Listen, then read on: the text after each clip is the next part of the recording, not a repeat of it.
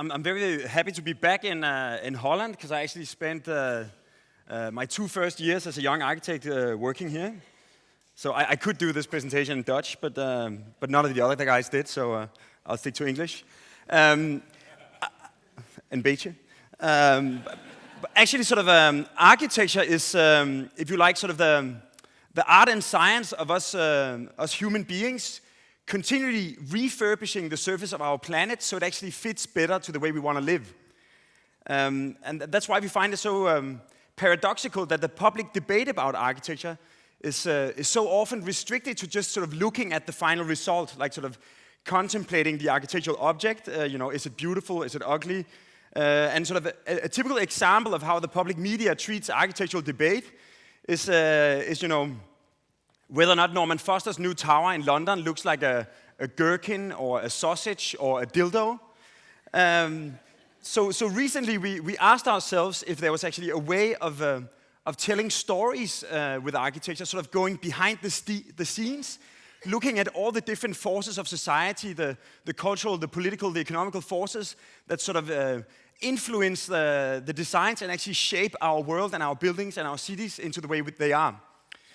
So we tried to imagine if there was a way to use images and drawings and pictures to actually tell stories about architecture. We basically sort of turned our work into this sort of comic book about architecture because we really wanted to sort of communicate not just how good or bad the building looks, but like how it actually became what it is. And we called our comic book "Yes is More," which is obviously a sort of evolution of Mies van der Rohe's "Less is More," this sort of modern architect who triggered the modern revolution with this sort of idea liberating architecture from the constraints of style or history and making it about sort of pure essence. But quickly, this idea like degenerated into some kind of minimalistic manifesto, and that triggered the postmodern counter-revolution. Robert Venturi saying, "Less is a bore. Why do modern buildings have to be so boring?" Then Philip Johnson came, saying, "I'm a whore," introducing the potential of, let's say, promiscuity or at least sort of openness to new ideas. He died recently and he left an estate in New Canaan with 14 different buildings that looked like they had been designed by radically different architects. They were actually all designed by him. So, as life evolves, so should architecture. Then came a local hero, Rem Koolhaas, the guy who kept me sort of encaged in Rotterdam for like almost 2 years, with his statement, "More and more is more," sort of observing the impact of sort of globalization and global capitalism on urban space, sort of suspending judgment and sort of purely observing what's going on. Then recently, Obama sort of introduced optimism in a time of global financial crisis, but sort of more specifically, he was running in opposition with a very unpopular president. And he could easily have sort of taken the traditional sort of opposition card of always saying the opposite of the sitting guy. But instead he said, there are no red states of America, there are no blue states, there's the United States of America. Like this idea of like not focusing on the conflict. But what we're trying to say with Yes is More is essentially this idea that the typical image of the avant-garde is this sort of angry young man regaling against the establishment. Somehow radicality is almost always negatively defined. The stereotypical sort of progressive architect is this sort of frustrated person standing in the corner, angry at the world for not fitting in with his or her ideas. So rather than sort of the concept of revolution against something, we're much more interested in the idea of evolution, the idea that things gradually evolve, that sort of by incorporating different inputs from the turmoil of the world, you can actually sort of evolve new ideas. As a matter of fact, we think that Charles Darwin is one of the best people to ever sort of describe how our design process actually works. His famous diagram from the origin of species, the evolutionary tree, could almost be a diagram of how our design works in the office. That a design evolves through this sort of series of generations of design meetings. At each meeting, we have like way too many ideas. Only a few of them manage to survive. And maybe we sort of choose a really beautiful model and a very functional one, and then we try to mate them, and then they have sort of different mutant offspring. Some of them are sort of hopeless abortions, and some of them are like really promising steps, and then gradually an idea evolves. One example of this was a project we did for a new city library and hotel and conference center in downtown Copenhagen. And the site was like a very small site for a really big program, so it was like really tough, a tough project. And so the design process was almost like this sort of struggle for survival. Like 100 sort of different individuals had to sort of live and die in order to reach this sort of final idea of almost like a rational tower melting together with the surrounding city. So essentially expanding the public space from the ground floor up to the roof, almost like a sort of a Scandinavian version of the Spanish Steps in Rome, sort of public on the outside as well as on the inside with the library cascading. But Darwin doesn't only explain how a single idea evolves. Also, as you can see, sometimes a species branches off. We might sit in a design meeting and there's like a really great idea, but it doesn't really fit in with this context. But in another country, with another client, with another program, it could actually become the right answer to a completely different question.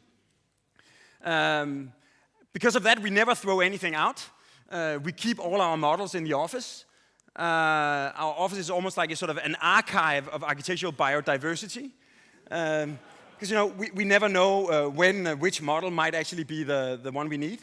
And what I'd like to do today is tell you the story of 3 projects and tell you sort of how they evolved through this sort of gradual process of access and selection. The first story started like a year and a half ago when we went to to Shanghai to do the competition for the Danish pavilion for the Shanghai World Expo. And we saw this guy, Hai Bao, who's the mascot for the expo. And he seemed strangely familiar. In fact, he looked like a building we had designed for a hotel, conference center, and spa in Umeå in the north of Sweden. When we submitted the project, we thought like this was a really cool building, but it didn't exactly look like something from the north of Sweden. And the Swedish jury didn't think so either, so we lost the project. But then we had a meeting with a Chinese businessman from Guangxi, and he saw the building, and he said sort of, "Wow, that's the Chinese character for the word people."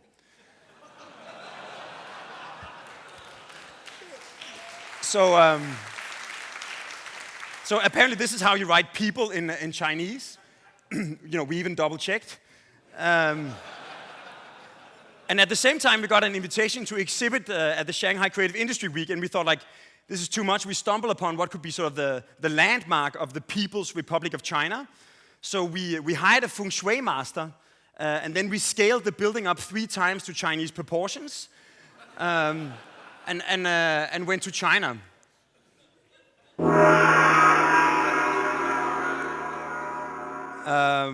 So this is the People's Building, as we called it, on the Huangpu River. Our 2 interpreters like reading the architecture. And it went straight on the cover of Wen Hui Bao newspaper, which made Mr. Yang Yu-chen, the mayor of Shanghai, come to the exhibition. We had a chance to explain him the project, and his response was that sort of Shanghai is the city in the world with most skyscrapers, but to him it was as if the sort of connection to the Chinese roots had been cut over. And for the first time with the People's Building, he saw an architecture that could bridge the gap between the ancient wisdom of China and the progressive future of China. So we obviously profoundly agree with him.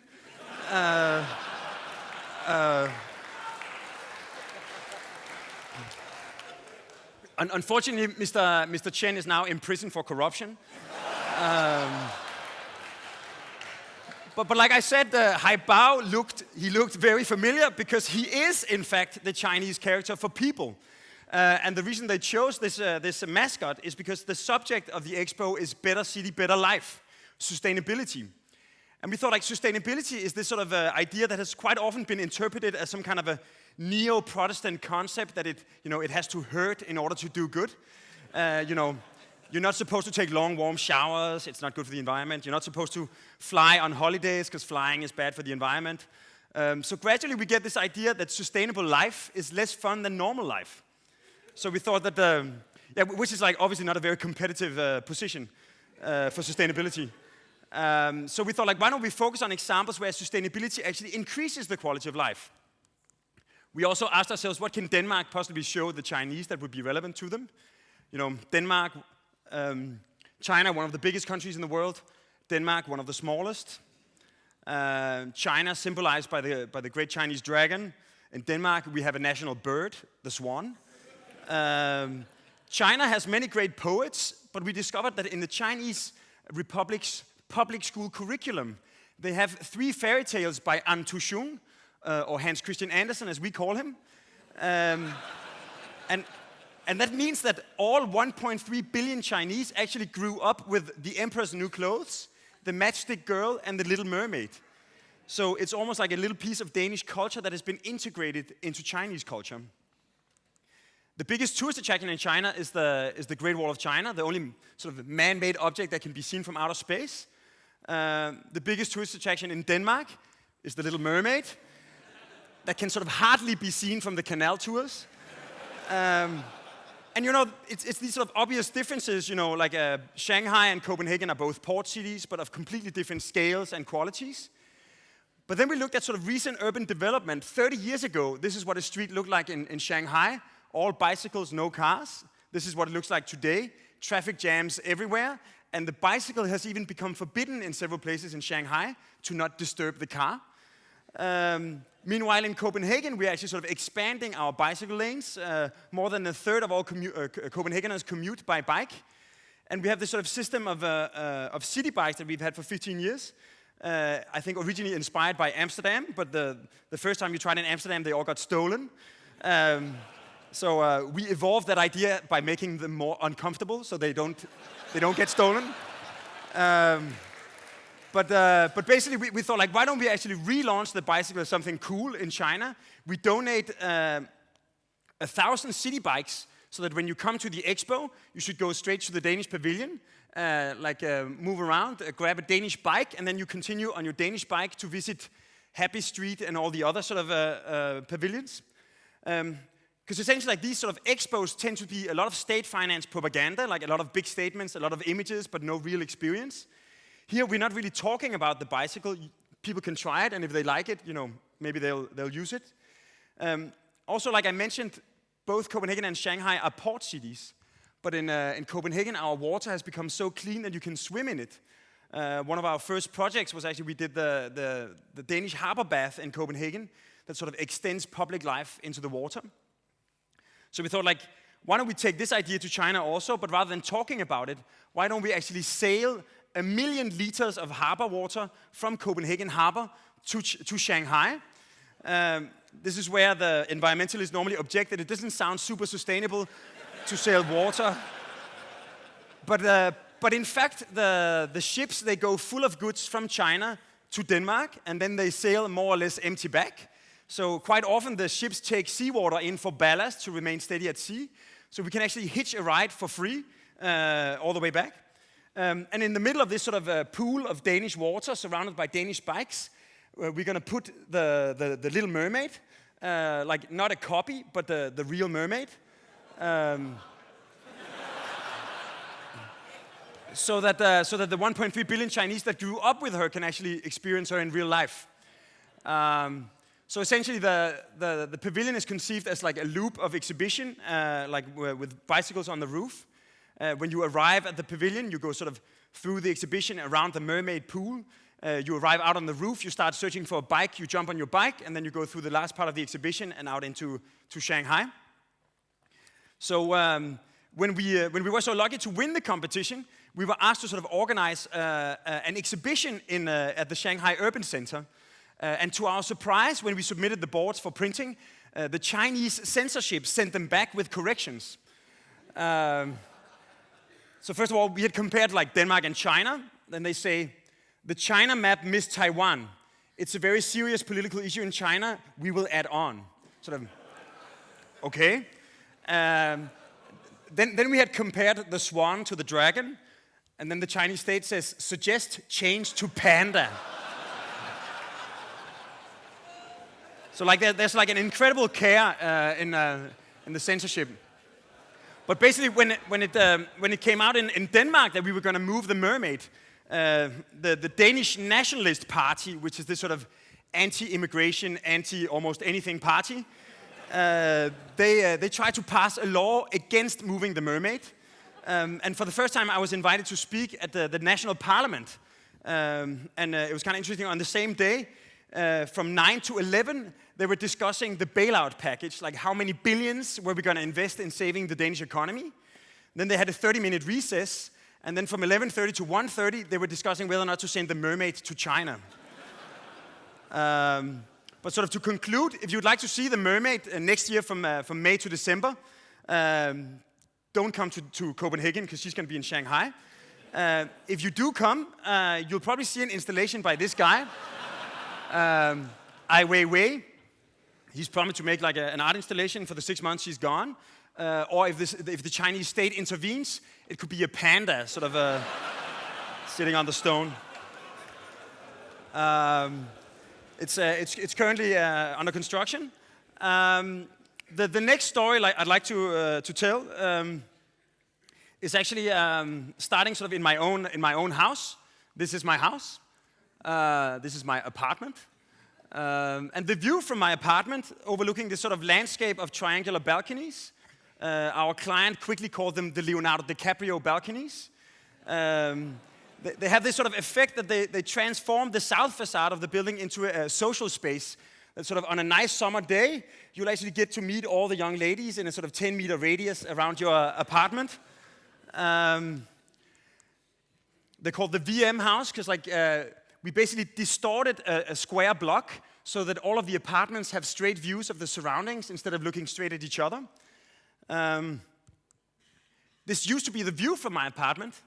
It was a place where our client bought the site and said that he wanted to do a combination of 10,000 square meters of apartments and 20,000 square meters of parking. And we thought, like, rather than doing like a big stack of apartments looking at a big boring block of parking, perhaps we could sort of turn all the apartments into penthouses, put them on a podium of cars. And because Copenhagen is completely flat, if you want to have a nice south-facing slope with a view, you have to do it yourself. So we sort of tilted the site. Then we cut up the volume so we wouldn't steal the view from my apartment. And essentially, the parking occupies all the deep space sort of beneath the housing. And then on top, you have sort of this sort of nice layer of apartments that combine sort of all the splendors of a suburban lifestyle, a house with a garden, but with a penthouse view and a sort of dense urban location. So this is our model. This is what it looked like last year. And essentially, the apartments form the roof of the parking. They are accessed with a single diagonal elevator. It's a standard product from Switzerland, because in Switzerland you have a natural need for diagonal elevators. And the parking, rather than being this sort of claustrophobic space where especially women might be afraid of parking, it's transformed into this like generous open space. We call it sort of a cathedral of car culture. And sort of the outer facade of the project is basically the parking facing the city. And since we wanted to make it naturally ventilated, not spend any energy on pumps and fans, it needed to be perforated so it could breathe naturally. And we found out that by changing the size of the holes, 6 different sizes, up to 3 centimeters in diameter, we could actually turn the entire facade into a gigantic rasterized image. And because we always refer to the project as the mountain, we ended up commissioning this sort of Japanese Himalaya photographer that has actually transformed the entire north facade of the building into this sort of gigantic urban artwork.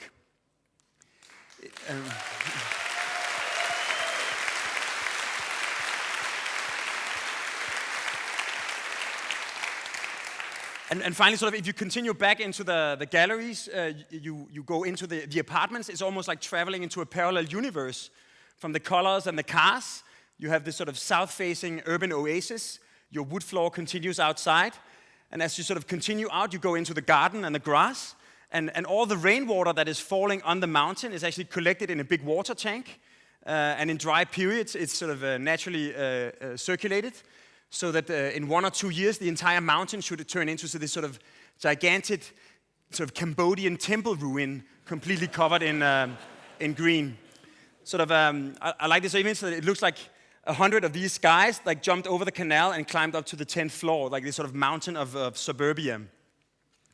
The last thing, as sort of to conclude, is sort of as an architect, you might be sort of interested in various sort of ideologies or big ideas, but you never have like the political power or the financial resources to realize any of your visions. So you always depend on sort of the chaos of the world or like the decisions of others to realize your ideas. One sort of typical example is that last summer we were so lucky that we won a competition to design a Scandinavian national bank. We even sort of designed the office of the director of the bank. This is him when he was still smiling. So when we won the competition, we were like extremely excited.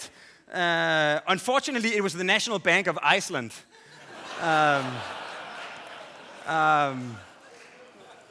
But at the same time, we actually had a visitor from Azerbaijan.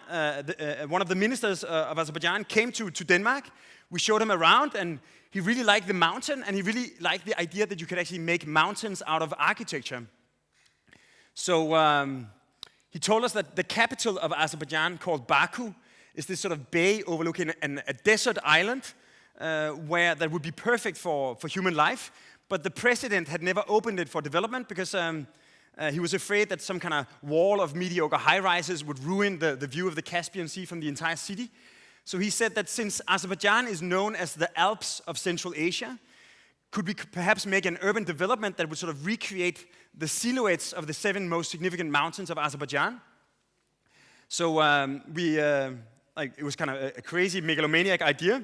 So we totally liked it.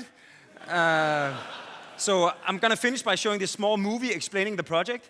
And we quite often make these little films about our work, but we always argue for very long what music to put on the video. But in this case, it was like a really obvious choice.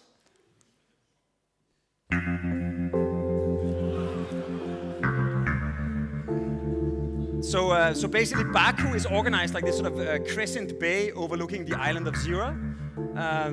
Excellent, thanks. And our basic task was to sample the 7 most famous mountains of Azerbaijan and reinterpret them into these sort of functional urban structures sort of suited for human life. We would then sort of plan them on the island around a central valley of a green park. And because the island is a piece of desert, it has no water, it has no plants, it has no energy, it has no infrastructure, we decided to consider the entire island an ecosystem. So basically using wind energy to drive desalination plants, delivering fresh water, using the thermal properties of water to heat and cool the buildings, using the sun to heat the water for human use, and finally sort of organically cleaning the wastewater. Instead of putting it into a sewer, we made these like root zone gardens that would sort of gradually filter the water through the landscape and would actually increase the amount of water, gradually turning the desert into a green, lush landscape. So you can say that where sort of urban development is quite often happening at the expense of nature, here it would actually create the nature. And also these sort of mountain neighborhoods or buildings, they don't only look like mountains, they also operate like mountains in the sense that they create sort of shelter from the wind, they accumulate the heat of the sun, and they collect all the rainwater. So after 6 months of planning, we presented the project to the president, and sort of before the summer, we actually signed the contract for the master plan and the 3 first mountains. So through this sort of process of sort of, you can say, sort of architectural evolution of ideas, the mountain in Copenhagen has turned into the 7 peaks of Azerbaijan, which is going to be the first sort of carbon neutral island in Central Asia. Thank you.